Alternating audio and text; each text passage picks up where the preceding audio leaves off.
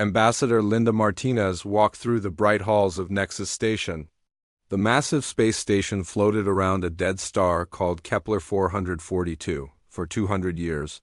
This place had been the center of galactic politics. Ships from dozens of worlds came here to talk, trade, and make deals. Linda had spent the last 5 years representing Earth at this station. She passed by tall, blue-skinned Vortex soldiers who barely looked at her. Their red eyes showed nothing but boredom when they saw humans. Next to them stood the small, gray Zephyrians with their large, black eyes that seemed to see everything but respect nothing. They whispered among themselves in their clicking language.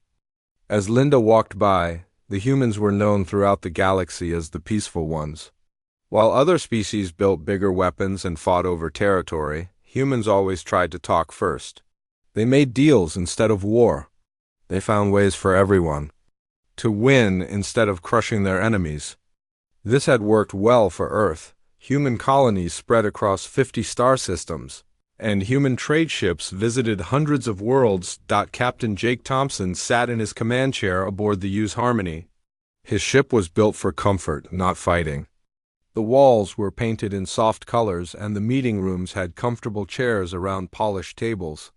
The ship carried no heavy weapons, just basic shields and engines designed to run away from trouble, not toward it. His communications officer, Amy Davis, looked up from her station. She was young, maybe 25, with bright eyes that still believed the galaxy was a fair place. "Captain, we're getting another message from the Vorthak about the new Denver situation." Jake sighed. The Vorthak had been making claims about human farming worlds for months now. They said these planets belonged to them because of some ancient treaty that nobody could find. What do they want this time? They say humans are stealing their ancestral lands. They demand we leave 3 more agricultural worlds by the end of the month. Peter Collins, the ship's chief negotiator, shook his head. He was an older man with gray hair who had been dealing with aliens for 20 years. The same old story. They want our food production but don't want to pay for it. Jake had seen this pattern before. The Vorthak were warriors who had never learned to farm properly. Their homeworlds were mostly rock and ice. They needed food from other species to feed their growing population. Instead of learning to grow crops, they preferred to take them from others. The Zephyrians were different, but just as troublesome. They controlled most of the galaxy's medical supplies and rare metals. Recently, they had started charging humans 10 times the normal price for basic medicines. When human colonies asked why, the Zephyrians just said the market had changed. Dr. Helen Wright studied alien behavior from her office on Earth. She had spent 30 years watching how different species acted toward each other. Her computer screens showed data from hundreds of first contact meetings, trade negotiations, and diplomatic incidents. The pattern she saw worried her. Every alien species in the galaxy seemed to think humans were weak. They saw human kindness as stupidity. They thought human willingness to compromise meant humans could be pushed around. The aliens tested human patience over and over, taking a little more each time. Helen had tried to warn the government about this. She wrote reports explaining that alien species had very different ideas about strength and weakness. To the Craxi, being reasonable meant being afraid to fight. To the Etherians, looking for win-win solutions meant not being smart, enough to take everything for yourself, but Earth's leaders wanted to keep the peace. President Gary Johnson believed that showing good faith would eventually win alien respect. The Global Defense Council had voted again and again to try diplomacy first, second, and third before even thinking about other options. Linda Martinez knew the truth, though she could not say it out loud. She had been in too many meetings where alien ambassadors laughed at human requests for fairness. She had watched them divide up human territory on star charts while talking about friendship and cooperation. The worst were the Etherians. They looked almost like humans, but with pale skin and white hair. They acted like they were smarter than everyone else in the galaxy.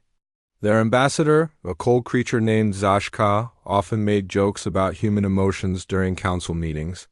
Humans feel too much, Zashka had said last week. This makes them weak leaders. Better to let stronger species make the hard choices. Other ambassadors had nodded and agreed. Even species that humans had helped in the past turned their backs when it became profitable. The galaxy had learned to see humans as useful servants who would do the dirty work of keeping peace, while stronger species took the rewards. Captain Thompson's ship received new orders every week to evacuate human civilians from worlds where aliens were making trouble. His crew had rescued thousands of families from planets where Craxi mining companies had moved in without permission. They had helped human traders escape Vorthak space when old trade agreements were suddenly canceled. Amy Davis often asked why. The Galactic Council did nothing to help humans. Jake never had a good answer. The truth was that the Council only acted when strong species demanded action. Humans were not seen as strong, so human problems were not seen as important. The breaking point was coming, though most people did not see it yet. On Earth, secret meetings were taking place in underground bunkers. Old military officers who had been retired for decades were being called back to duty.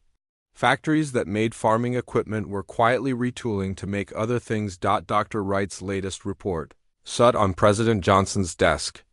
It was only 3 pages long, but it changed everything. The report proved that every major alien species was planning to take over human territory within the next 5 years. They saw humans as a temporary inconvenience that would be easy to remove when the time was right. The galaxy was about to learn something important about human nature. For 2 centuries, humans had chosen to be civil, reasonable, and peaceful, but choice was the key word. What the aliens had mistaken for weakness was actually incredible. Strength held back by human morality and hope for a better way. That hope was running out. Soon, the galaxy would discover what humans were really capable of when they decided that being civil was no longer the best option. 3 months had passed since the Vorthak made their first threats against human worlds. Now their words had become actions. The blue-skinned warriors had landed on New Denver, a peaceful farming planet with 50,000 human colonists. The colonists had grown wheat and corn that fed dozens of worlds across the galaxy. The Vorthak soldiers had arrived without warning. Their black ships had dropped from the sky like falling rocks. Within 6 hours, they controlled every major city on the planet. The human colonists found themselves prisoners on their own world. The Vorthak commander, a scarred veteran named Thakmar, announced that New Denver now belonged to the Vorthak Empire. Ambassador Linda Martinez rushed to the Galactic Council chamber on Nexus Station. Her hands shook as she prepared her emergency petition. 50,000 humans were being held against their will, forced to work the farms they used to own. This was slavery, pure and simple. The council chamber was nearly empty when Linda arrived. Only a few minor species had bothered to attend the emergency session. The Vorthak ambassador, a massive warrior named Groktar, sat calmly in his chair. He looked bored, as if kidnapping an entire human colony was just another day at the office. The Vorthak Empire has reclaimed ancestral territory, Groktar said when Linda finished her petition. These lands were ours long before humans arrived. We are simply taking back what was stolen. Linda stood up, her voice rising with anger. Where is this ancient treaty you keep mentioning? Show us the proof of your claims. Groktar smiled, showing sharp teeth. Proof is for the weak. The strong take what they need. The other aliens in the chamber nodded as if this made perfect sense. The Etherian representative, Zashka, spoke in his cold voice. Perhaps humans should have been stronger if they wanted to keep their worlds. The council voted to form a fact-finding committee. They would investigate the situation and report back in 6 to 8 months. Until then, the Vorthak could keep New Denver and its human slaves. Captain Jake Thompson received his new orders while his ship was docked at a trading station near the Craxi border. He was supposed to evacuate human civilians from 3 more worlds where aliens were causing trouble.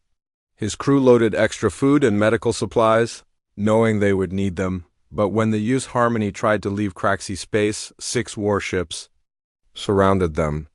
The Craxi ships were ugly metal blocks covered in weapon ports and armor plating. Their commanders demanded to board the human vessel. Commander Betty Stone watched from her own ship as Craxi soldiers marched human refugees off. The Harmony. Her evacuation fleet had rescued 2,000 civilians from contested worlds. But now the Craxi were taking them as workers for their mining operations. They call it indentured service, Betty said to her first officer, Lieutenant Carl Brooks. But it looks like slavery to me. The Craxi justified their actions by claiming humans owed them money for using Craxi trade routes. Since humans could not pay the sudden debts, they would work in the mines until the debt was cleared. Everyone knew the debt would never be cleared. Earth. President Gary Johnson sat in the underground command center beneath the White House. The walls were covered with screens showing human colonies across the galaxy. Red markers indicated worlds under alien control or threat. There were too many red markers. General Patricia Hayes spread intelligence reports across the table. She was a tough woman who had served in the military for 30 years. Her face was hard as stone as she read the latest updates. 12 human worlds are now under alien occupation, she said.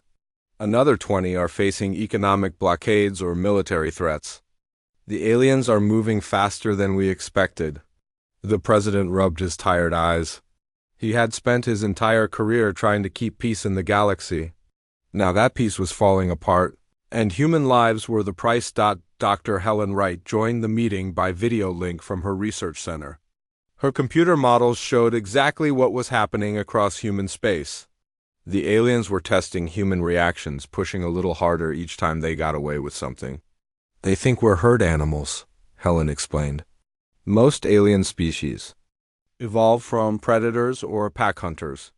They see our cooperation and kindness as signs that we're prey animals who won't fight back. The final blow came from the Etherian Collective. They had been expanding their mining operations near Proxima, Centauri B, where humans ran a research station. The station housed 15,000 scientists and their families who studied alien technology and biology. The Etherians said their mining equipment had malfunctioned. Poisonous gas leaked from their operation and spread across the human research station. Every person on the station died within minutes. 15,000 men, women, and children were gone. The Etherian government called it a regrettable accident. They offered to hold a memorial service and pay for funeral costs. The Galactic Council agreed this was a fair response to the death of 15,000 humans. President Johnson stared at the intelligence reports on his desk. The aliens had made a terrible mistake. They thought humans would file another diplomatic protest and ask for another committee to investigate. They expected humans to accept the deaths and move on like they always did, but something had changed in the president's eyes. General Hayes recognized the look. She had seen it in soldiers who had been pushed too far. The aliens did not understand that human patience had limits. "Activate Protocol 7, the president said quietly. General Hayes felt her heart skip a beat. Protocol 7 had been created 200 years ago when humans first met alien life. It was a plan that everyone hoped would never be needed. For 2 centuries, it had gathered dust in classified files while humans tried to prove they could live peacefully with other species. Now, the galaxy would learn what Protocol 7 contained. Dr. Wright had tried to warn them in her reports. Human civilization was not a weakness or a limitation. It was a choice. Humans chose to be reasonable and peaceful because they believed it was the right way to live. But when that choice led to slavery and murder, humans could make different choices. The aliens had spent 2 centuries watching humans negotiate and compromise. They thought this was all humans could do.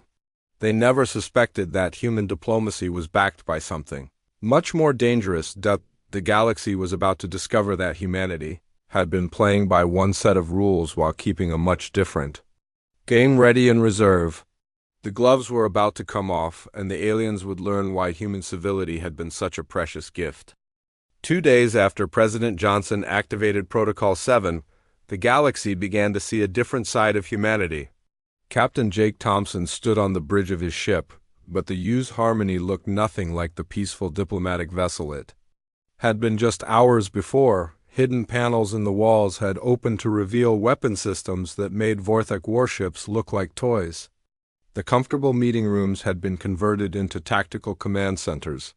The crew that had seemed like simple diplomats now moved with military precision that would have impressed the best. Craxy soldiers Amy Davis worked at her station with new purpose. Her fingers flew across controls that had been disguised as simple communication equipment. "Captain, we have targeting locks on all Vorthok positions around New Denver. Orbital defense platforms are ready to fire." Jake nodded. For 5 years, he had pretended to be just another peaceful human captain. But before joining the diplomatic corps, he had been Colonel Thompson of Earth's Special Forces. Every member of his crew had similar backgrounds.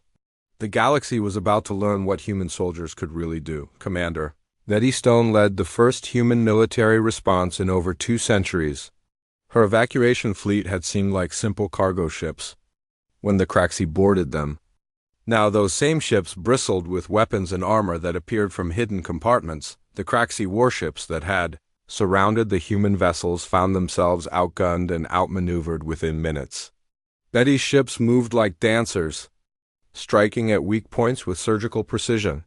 The Craxy commanders could not understand how simple cargo vessels had become deadly warships. "Target their life support systems, not their weapons," Betty ordered. "We want prisoners, not corpses." Her crew knew exactly what to do. They had trained for this scenario for years while pretending to be simple transport workers. The Craxy ships went dark one by one as their life support systems failed. The alien warriors found themselves breathing recycled air from emergency tanks while human boarding parties prepared to rescue the kidnapped colonists on New Denver. The Vorthok Occupation Force discovered that human farmers were not as helpless as they seemed. Lieutenant Kevin Brown had introduced himself to the aliens as a simple agricultural engineer who maintained farming equipment. What the Vorthok did not know was that Kevin had spent 10 years as a demolitions expert before taking his cover job. The farming equipment Kevin maintained included tractors with hidden compartments full of explosives. The irrigation systems he had designed could pump more than water through their pipes. The storage silos that held grain could also hold weapons and ammunition. 3. Vorthok supply convoys disappeared in the first night after Protocol 7 went active. Kevin's team struck like ghosts, destroying alien equipment and vanishing before the warriors could respond. The Vorthok commander Thakmar found his forces scattered across the planet while human guerrillas controlled the countryside. "How are simple farmers doing this?" Thakmar demanded of his officers. "They have no weapons, no training, no military organization." His intelligence officer, a younger Vorthok named Drakval, studied the reports with growing fear. "Sir, I think we have been deceived about human capabilities." The Galactic Council called an emergency session when news of human military action reached Nexus Station. Alien ambassadors who had laughed at human weakness just days before now demanded explanations. How had peaceful humans suddenly become dangerous warriors? Ambassador Linda Martinez entered the council chamber wearing a different uniform. Instead of her diplomatic robes, she wore the dark blue dress uniform of Earth's Strategic Command. Her shoulders carried the rank insignia of a full admiral. The aliens had never bothered to ask about Linda's background before becoming an ambassador. "The Galactic Council is concerned about human aggression," said Zashka, the Etherian representative. His cold voice carried a note of worry that had not been there before. Linda smiled, but there was no warmth in it. "Human aggression? We tried diplomacy first, as we always do. When diplomacy failed to protect human lives, we chose other options." The Vorthok ambassador Groktar stood up, his scarred face angry. "Humans cannot simply decide to make war. The Council must approve all military actions." Linda turned to face him directly. "The Council had 6 months to respond to Vorthok aggression against human civilians. Instead, you formed a committee.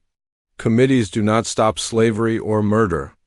General Patricia Hayes coordinated the global response from her command bunker on Earth. Screens around the room showed human military units activating across the galaxy. Every human colony had underground facilities that were coming online for the first time in 2 centuries. "Phoenix Base is active," reported Colonel Nancy White from the communications station. "All manufacturing centers are converting to wartime production." The aliens had never suspected that human colonies had more than simple farms and research stations. Underground factories that had made farming equipment for decades now produced weapons and military vehicles. Human engineers who had built irrigation systems now activated planetary defense networks. Dr. Helen Wright watched the alien response from her research center. She had predicted this moment in her reports, but seeing it happen still amazed her. Every alien species was reacting with shock and confusion.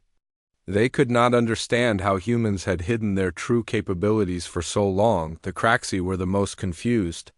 Their warrior culture respected strength above all else, but they had seen humans as weak for 2 centuries. Now they faced human forces that fought with tactics and technology that seemed impossible. Captain Lisa Turner commanded the Deep Space Reconnaissance Fleet that had been mapping alien military installations for decades. Her ships had visited hundreds of worlds under the cover of scientific exploration and trade missions. The aliens had welcomed human scientists and traders, never suspecting they were actually gathering intelligence. "All target packages are confirmed," Lisa reported to Earth Command.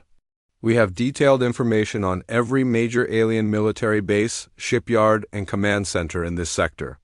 The aliens had shared their military secrets with humans for years, thinking they were building trust with a peaceful species. Human scientists had studied alien technology and found weaknesses. Human traders had mapped supply routes and identified critical resources. Human diplomats had learned which alien leaders could be trusted, and which ones would betray allies for profit. Admiral Carlos Rodriguez took command of the strategic campaign from his flagship, the UES Retribution. The massive warship had been disguised as a deep space research vessel for 50 years. Now it revealed its true purpose as the command ship for humanity's hidden fleet. "All units report ready," Carlos announced to the fleet commanders. "Execute Phase 1 of Operation Awakening." Human ships appeared throughout the galaxy as if materializing from empty space. They had been hiding in asteroid fields, gas clouds, and the dark spaces between stars. For decades, alien sensor systems had detected them as simple cargo vessels or research ships. Now they revealed weapons and armor that made them more dangerous than any alien warship. The psychological impact on alien species was devastating. The Etherians prided themselves on logical thinking, but they could not process how completely they had misjudged human nature. The Vorthic warrior culture faced an existential crisis as they were repeatedly defeated by a species they had considered prey animals. On Nexus Station, alien ambassadors watched news reports of human military victories with growing fear. The species they had dismissed as weak servants were proving to be the most dangerous force in the galaxy. Every assumption about human nature had been wrong. The galaxy was learning that human civility had been a gift, not a limitation. For 2 centuries, humans had chosen to be reasonable and peaceful. But when that choice led to slavery and murder, humans could make very different choices. The aliens were about to discover what happened when humanity decided not to be civil anymore. Colonel Danny Miller landed on New Denver with the first wave of human liberation forces. His transport ship touched down in a wheat field where Vorthic soldiers had set up a prison camp for human colonists. The blue-skinned warriors expected to fight simple farmers with basic weapons. Instead, they faced professional soldiers with equipment that seemed to come from science fiction. Danny's team moved through the Vorthic positions like smoke. Their armor made them nearly invisible to alien sensors. Their weapons fired guided projectiles that could turn corners and find targets behind cover. The Vorthak had never seen anything like it in 2 centuries of warfare. "Target the command posts first," Danny ordered through his tactical network. "Cut off their communications and leadership." The Vorthek commander Thakmar tried to coordinate his forces, but human electronic warfare specialists had turned his own communication systems against him. His orders were intercepted and changed. His reports were altered before reaching his superiors. Within hours, the Vorthok occupation force was fighting blind and confused. What amazed the aliens most was how human tactics seemed impossible to predict. Vorthok military doctrine was based on overwhelming force and direct assault. Human forces appeared and disappeared like ghosts, striking at unexpected targets with perfect timing. The aliens could not understand how humans coordinated such complex operations without revealing their positions. Captain Lisa Turner watched the liberation of New Denver from her command ship in orbit. Her reconnaissance fleet had provided the intelligence that made the ground assault possible. For 50 years, her ships had mapped every Vorthok military installation while pretending to study stellar phenomena. Phase 2 targets are confirmed, Lisa reported to Earth Command. Vorthok shipyards at Kepler 186 are minimally defended. Their main fleet is out of position responding to our diversionary attacks. The aliens were learning that human military science was far more advanced than anything in their arsenals. While alien species had focused on building bigger ships with more weapons, humans had perfected the art of knowing where to strike for maximum effect. The Zephyrian Trade Consortium discovered that their economic warfare had failed completely. They had cut off medical supplies to human colonies, expecting to force humanity into submission through desperation. Instead, Dr. Sophie Adams revealed that human medical technology had surpassed alien capabilities years ago. We continued buying Zephyrian medicines to maintain trade relationships, Sophie explained during a broadcast to human colonies. Our own research had already found better treatments for most diseases. We were being polite. The Zephyrians found their carefully constructed monopolies collapsing overnight. Human colonies that should have been dying from lack of medicine were healthier than ever. Human medical researchers published cures for diseases that had plagued alien species for centuries. The galaxy's medical economy turned upside down as species that had controlled healing for millennia found themselves begging humans for new treatments. Admiral Carlos Rodriguez commanded the Deep Space campaign that shattered alien confidence in their military superiority. His fleet moved through space using technology that alien scientists claimed was impossible. Human ships could travel faster than anything else in the galaxy while remaining completely invisible to most sensor systems. The secret was not new technology, but hidden technology. For 2 centuries, humans had been developing military systems in secret while sharing only obsolete designs with alien allies. Every human trade ship carried sensors that gathered intelligence on alien defenses. Every human research station studied alien weaknesses while pretending to conduct peaceful science. Execute Operation Lighthouse, Carlos ordered his fleet commanders.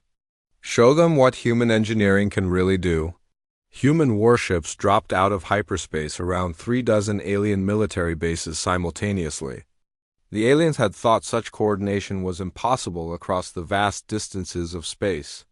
Human quantum communication networks allowed instant coordination across the entire galaxy, while alien forces still relied on slower-than-light messages that took days or weeks to reach their destinations. The Craxi warrior culture faced a complete breakdown as their greatest champions were defeated by human soldiers they had dismissed as weak. Craxi military academies had taught for generations that humans were soft prey animals who lacked the killer instinct needed for real combat. Commander Betty Stone led the assault on the largest Craxi slave camp in the sector. Her forces rescued 8,000 human civilians who had been forced to work in dangerous mining operations. The Craxi guards found themselves outfought by soldiers who moved like machines and thought like computers. How do they coordinate so perfectly? Asked Craxi General Vextor as he watched his forces being systematically destroyed. They fight like they share one mind? The answer was human technology that allowed real-time tactical coordination between all units in a battle zone. While Craxi soldiers relied on shouted orders and visual signals, human forces shared information instantly through neural interfaces that turned individual soldiers into parts of a larger fighting organism. The psychological warfare was just as devastating as the physical attacks. Human intelligence officers had studied alien psychology for decades. They knew exactly which fears and weaknesses to exploit for maximum effect on each species.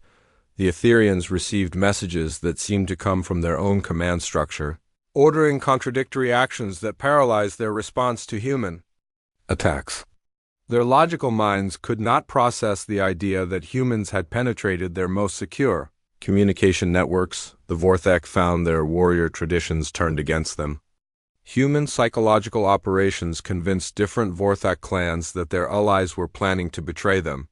The blue-skinned warriors began fighting each other instead of focusing on the human threat. Helen Wright published her analysis of the alien response to human military action. Her research showed that every major alien species was suffering from a psychological crisis that went beyond simple military defeat. They built their entire understanding of the galaxy on the assumption that humans were weak, Helen explained in her report. Now they must rebuild their worldview from scratch. The economic effects were just as dramatic as the military ones.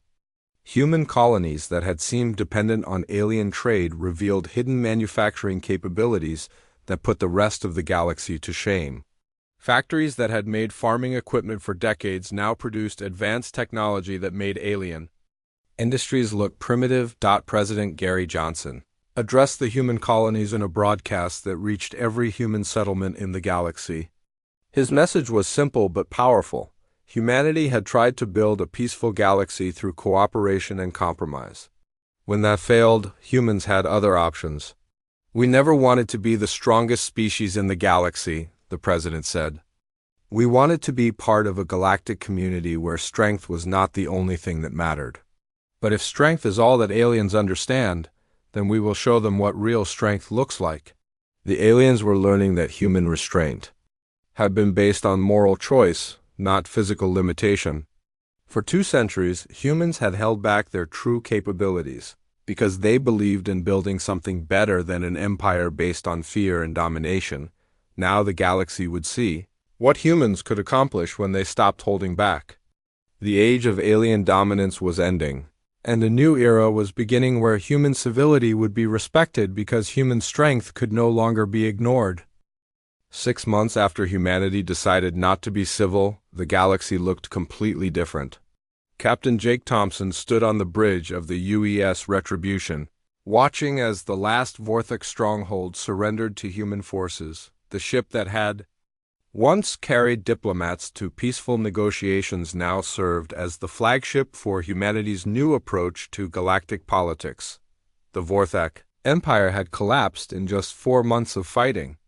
Their warrior culture could not adapt to human tactics that seemed to come from nowhere and strike everywhere at once.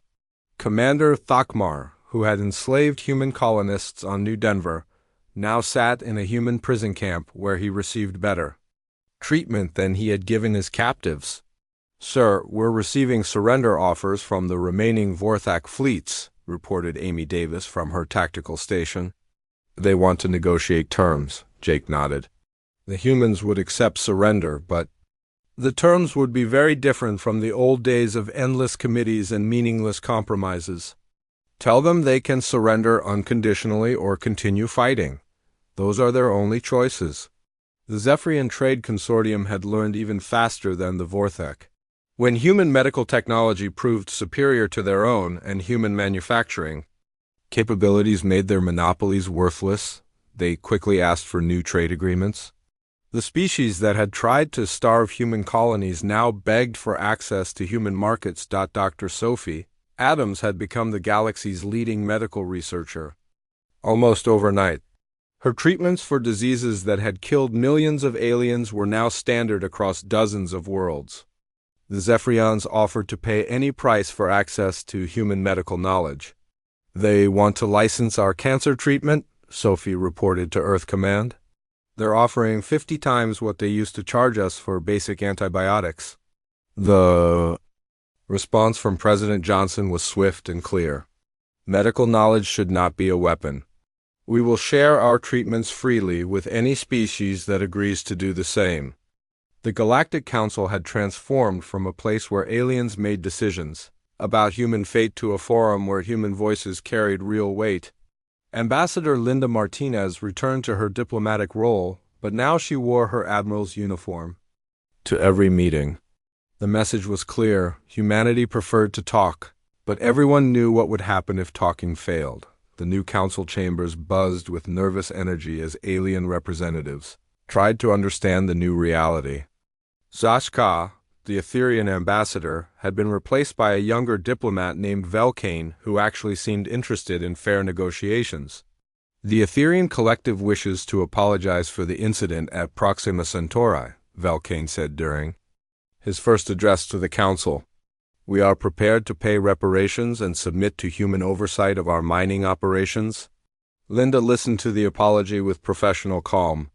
15,000 humans had died in that incident, and no amount of money could bring them back. But the new oversight would prevent similar tragedies in the future. The Craxi had suffered the most devastating psychological blow. Their entire culture was built around the worship of strength, but they had been completely outmatched by a species they had considered prey. General Vextor had committed ritual suicide rather than face the shame of defeat by weak humans. Commander Betty Stone now administered the former Craxi territories, working to establish human protectorates that would prevent the abuse of weaker species. Her evacuation fleet had become a peacekeeping force that ensured former Craxi slaves could rebuild their lives without fear. The mining colonies are producing again, Betty reported during a staff meeting. But now the workers are paid fairly and can leave whenever they want. The concept of voluntary employment was revolutionary in former Craxi space. The warrior species had built their economy on forced labor and tribute from conquered worlds. Human administration introduced ideas like worker rights and fair wages that spread throughout the sector. Colonel Danny Miller had returned to Earth to help train a new generation of soldiers who would never need to hide their true capabilities. The days of disguising military personnel as farmers and diplomats were over. Humanity's strength was now visible to all. The Academy is receiving applications from allied species, Danny reported to General Hayes. They want to learn human tactical methods. The irony was not lost on the human leadership. Alien species that had dismissed human military capabilities for centuries now begged to study under human instructors. The same tactical innovations that had seemed impossible to alien minds were now being taught to their children. Admiral Carlos Rodriguez established the new Galactic Defense Network with Earth at its center. Human technology provided faster-than-light communication and coordination across the entire galaxy. Species that joined the network received protection from human fleets and access to human technology. We have 17 species requesting membership this month, Carlos reported to the Defense Council, including 3 that used to consider us their enemies. The network was voluntary, but the benefits were so obvious that most civilized species applied for membership. Human protection meant safety from raiders and pirates. Human technology meant better living standards for entire populations. Human medical knowledge meant longer, healthier lives. Dr. Helen Wright published her final report on interspecies psychology, focusing on how the galaxy had completely misunderstood human nature. Her work became required reading at diplomatic academies throughout human space and beyond. The greatest mistake the aliens made was thinking that kindness equals weakness, Helen wrote. They saw human willingness to compromise as evidence that humans could not fight. They never understood that choosing peace from a position of strength is very different from accepting peace because you have no other choice. President Johnson addressed the galaxy in a broadcast that became known as the Terran Doctrine. His message was simple but revolutionary. Humanity would protect any species that faced genocide or slavery, regardless of their politics or past relationships with Earth. We tried for 2 centuries to build a galaxy where strength was not the only thing that mattered, the president said. We failed because other species saw our restraint as weakness. Now they will learn that human strength has always existed. We simply chose not to use it. The doctrine established humanity as the galaxy's peacekeeping force, but it was a role humans accepted reluctantly. They would much rather have built a galactic community based on cooperation and mutual respect. Since that had proven impossible, they would settle for a galaxy where the strong protected the weak instead of exploiting them. Captain Thompson returned to diplomatic work, But his ship remained fully armed and his crew stayed ready for combat.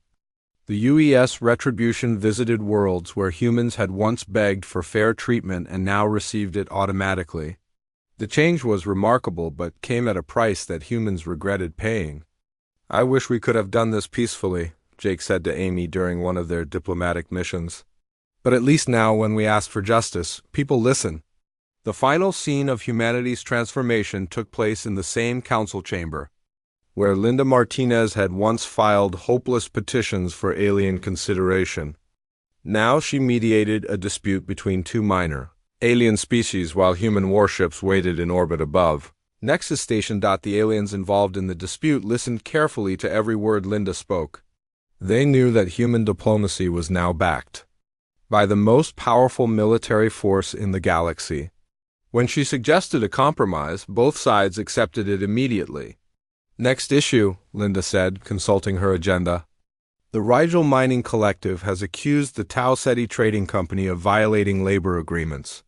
The aliens sat up straighter and prepared to negotiate in good faith. They had learned that humanity preferred to solve problems through discussion and compromise. But they also knew that humans had other options if talking did not work. The galaxy had learned the most important lesson in its history. Humanity had always been capable of overwhelming force. They had simply chosen not to use it. That choice had been a gift to every species in the galaxy, a chance to build something better than an empire based on fear and domination. Now, everyone understood that human civility was precious because it was voluntary. The galaxy would never again mistake human kindness for weakness, because they had seen what happened when humanity decided not to be civil anymore.